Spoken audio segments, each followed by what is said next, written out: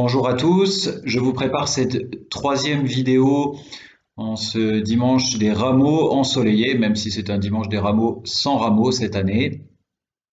Alors cette vidéo, je suis désolé, pour ceux qui l'attendaient, il n'y aura pas de gros sketch débile au début, elle sera un peu plus fastidieuse et néanmoins importante.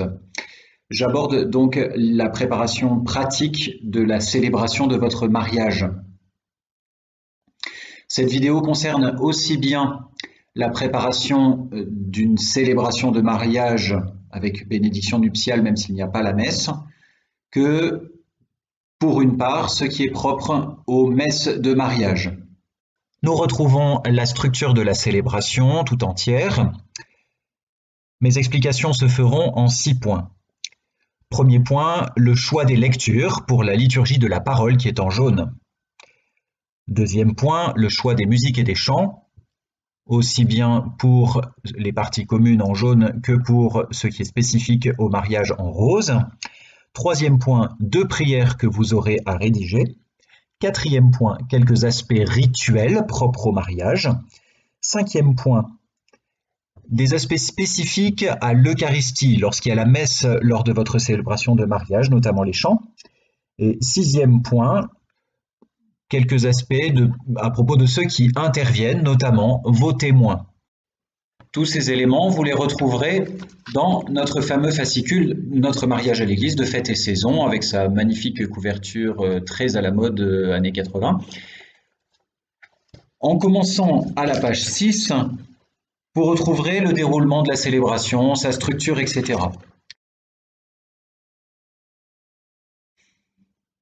À la page 29 du livret, vous trouverez la table des matières pour le choix des lectures. Les choses sont simples, il vous faut choisir une première lecture tirée soit de l'Ancien, soit du Nouveau Testament, un psaume et un extrait de l'Évangile, d'un des 4 évangiles selon saint Matthieu, Marc, Luc ou Jean. Il est possible, si le célébrant, le prêtre est d'accord et que vous avez le temps de faire durer la célébration, d'avoir 2 lectures et donc une lecture de l'Ancien Testament, le psaume, puis une lecture du Nouveau Testament, puis l'Évangile. Mais ceci est tout à fait optionnel. Pour choisir, votre travail est simple. Tous les deux, avec le livret que vous avez reçu, lisez les différentes lectures. Elles sont toutes mises en intégralité après la page 29. Voilà, c'est toute la moitié du livret est composée des lectures. Lisez-les, méditez-les, faites des croix, vous n'avez pas forcément le même avis, discutez pourquoi celle-ci me plaît, ne me plaît pas. Et ce travail s'affinera et s'achèvera avec le prêtre qui vous accompagne ou celui qui célèbre. Pour les chants et la musique. Pour ce qui est en tout cas des parties communes à la bénédiction nuptiale et à la messe de mariage. Première chose, il vous faut une musique pour l'entrée de la mariée, qui doit être suffisamment longue. Voilà, il y a la fameuse marche nuptiale, ça peut être une autre, une musique solennelle. Vous pourrez marcher lentement et vous laisser photographier par tout le monde. C'est le moment où les gens seront heureux de vous voir. Ensuite, il vous faut un refrain pour le psaume. Le psaume peut être chanté entièrement. Il est bon qu'il y ait au moins le refrain. Il vous faut l'acclamation de l'Évangile, l'Alléluia à choisir. Il est bon aussi, même si la marche nuptiale suffit, la musique du début, qu'il y ait un chant d'entrée. Une fois que vous êtes rentré, au moment où le prêtre rentre, ou bien en tout cas au moment où tout le monde est rentré, qu'il puisse y avoir un chant, un cantique, bien connu de tout le monde, que vous pouvez prendre au début de la célébration. Il est bon d'avoir aussi un autre chant joyeux d'acclamation, de remerciement à Dieu, de louange pour la fin de tous les rites du mariage. Voilà. Après l'échange des consentements, la remise des alliances, que la joie de ce moment puisse être exprimée par un chant de louange. Il est possible aussi, même si ça n'est pas obligatoire, de mettre un chant à l'Esprit Saint avant la célébration du mariage, demander à l'Esprit Saint de venir en nos cœurs à ce moment important. Enfin, il arrive fréquemment, même si ce n'est pas obligatoire, qu'il y ait un chant à la Vierge à la fin de la célébration. Voilà, au moment où la mariée et le marié vont déposer un bouquet de fleurs à la Vierge, se confier à la Vierge Marie. Enfin, prévoyez une musique pour le moment où on signe les registres. Dans le cas où il n'y a pas la messe, c'est aussi le moment où on fait la quête. Donc c'est bien qu'il y ait du temps, les gens vous prendront en photo, vous prendrez tout le monde va, enfin tous ceux qui doivent, donc vous plus vos témoins, etc. vont signer le registre, ça prend un peu de temps. S'il y a un morceau instrumental, c'est bien. Vous pouvez terminer aussi par un chant de sortie. Avant la sortie, avoir un chant de joie. Vous avez deux prières à préparer. D'abord, la prière universelle, qui consiste en 3, 4 ou 5 brèves intentions de prière pour différentes personnes. Ce sont des phrases simples adressées à Dieu qui lui demandent quelque chose d'important aujourd'hui. Comme à toutes les messes du dimanche, il y en a des intentions de prière. Vous pouvez prier pour l'Église, vous pouvez prier pour vos familles, les défunts de vos familles, pour vous-même bien sûr, pour les gens qui vous ont aidé, vos amis, ou pour une cause que vous voulez soutenir. Seigneur, nous te confions Corentin et Marisette qui se marient aujourd'hui. Te demandons de les bénir et d'accorder toute leur vie de la joie dans leur foyer. Nous te prions pour, Seigneur, nous te prions pour ton Église, qu'elle sache soutenir les familles dans leur vie. Seigneur, nous te confions tous les malades de nos familles ainsi que ceux qui nous précèdent au ciel. Voilà. Ça n'est pas à vous de la lire. Souvent, elle est lue par un membre de la famille, le meilleur ami, un témoin, voilà, etc. Et puis, deuxième chose, j'avais oublié, il y a la prière des époux. Après votre mariage, à la fin de la célébration, vous pourrez dire seul une petite prière que vous avez rédigée, adressée à Dieu, 1, 2, 3, 4 paragraphes, voilà. Idéalement, faire 3 ou 4 petits paragraphes que vous vous répartissiez. Si vous les dites ensemble, on ne comprend rien avec 2 personnes, mais voilà, une prière où là, à la première personne, vous demandez « Seigneur, donne-nous, Seigneur, nous te remercions pour ce jour où tu nous as bénis, Seigneur, nous te bénissons pour nos amis, pour nos familles qui nous ont donné la vie, nous ont amenés jusqu'ici ce jour-là. » Voilà. C'est à vous de la rédiger. Pour ce qui est des rites à choisir, il y en a essentiellement 4. Dans l'ordre d'apparition, l'entrée, la manière dont vous allez entrer dans l'église.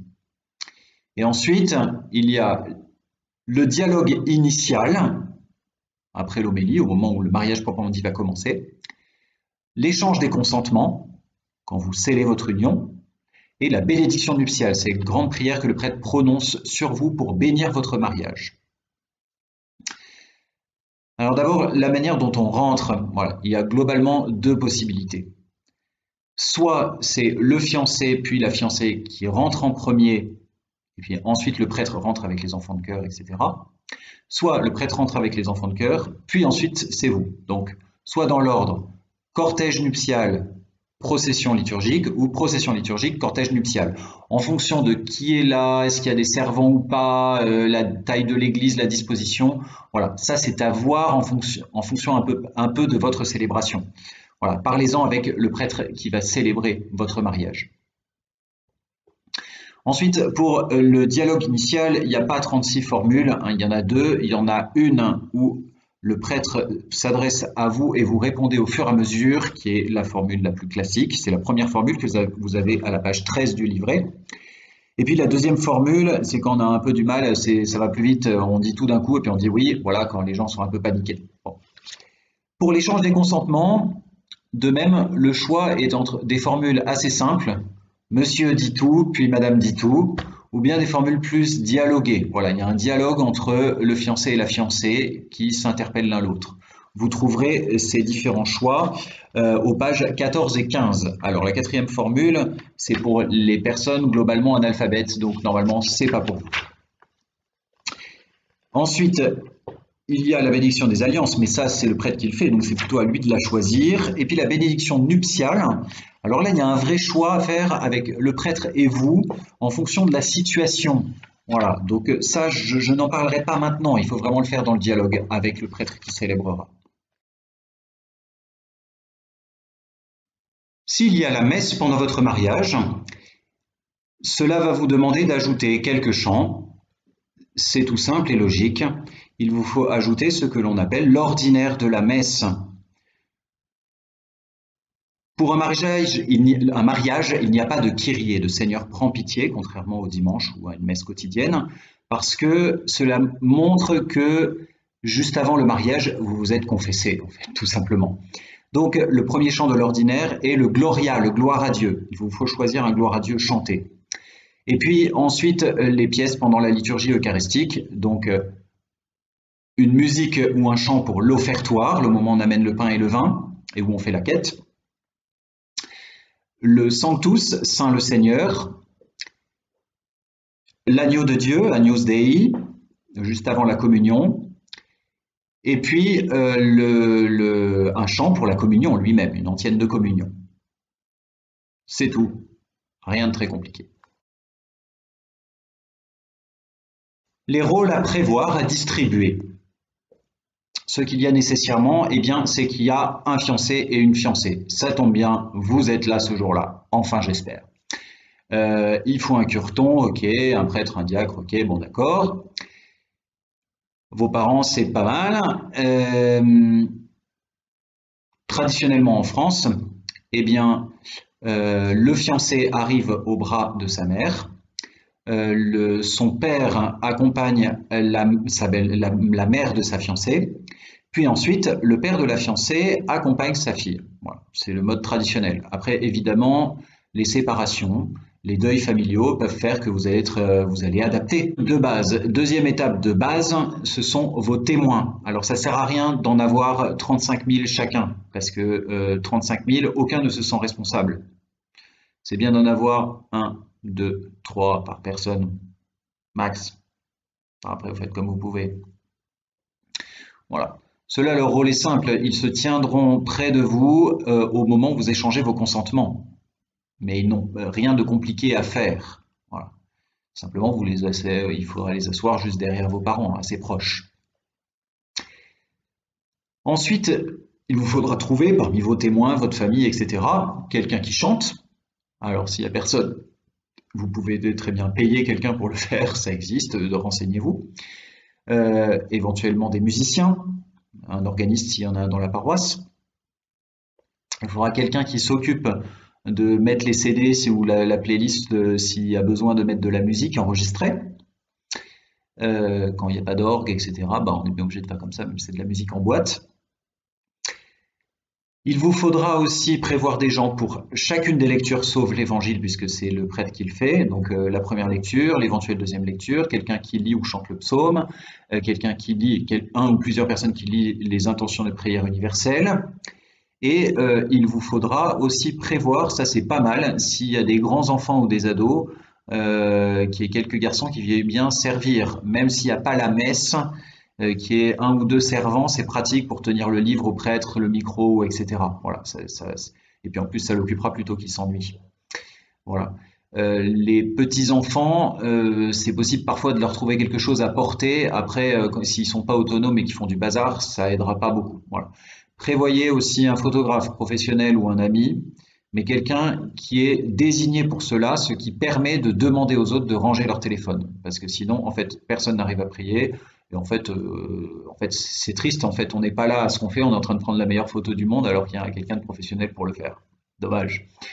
Voilà, ça sera plus paisible. Après, il faut trouver le moyen que tout le monde, au début, à la fin, puisse sortir. Et puis, à un moment, on dit stop, plus de téléphone, plus d'appareil photo. Voilà, évidemment, les demoiselles d'honneur, etc. Voilà. Bravo à ceux qui ont eu le courage d'arriver jusqu'au bout de cette longue vidéo fastidieuse. Je vous souhaite en tout cas une bonne semaine sainte. Et comme d'habitude, vous le savez très bien, c'est normal que préparer à distance sans pouvoir se rencontrer votre célébration n'est pas la solution idéale, mais vous pouvez appeler encore une fois ceux qui vous accompagnent pour faire un brouillon de votre livret, faire des choix, envoyer le brouillon et ensuite on avance. Mais n'attendez pas le dernier moment pour le faire, pour que ça soit beau et que ça soit une joie de faire quelque chose de bien fait pour ce jour si important. Que Dieu vous bénisse.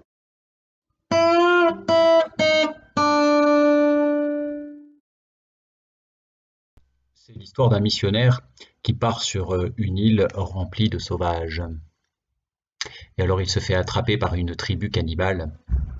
Et là, prisonnier, le chef lui dit: vous avez le choix entre deux supplices. Si vous pouvez dire une dernière parole, si je juge que vous dites vrai, vous serez transpercé par des flèches. Si je juge que vous dites faux, vous serez brûlé à petit feu. Quelque temps plus tard, le missionnaire part libre. Qu'a-t-il dit? Le premier qui a trouvé la réponse, la bonne réponse, qui m'envoie par mail ou me téléphone, il aura une récompense.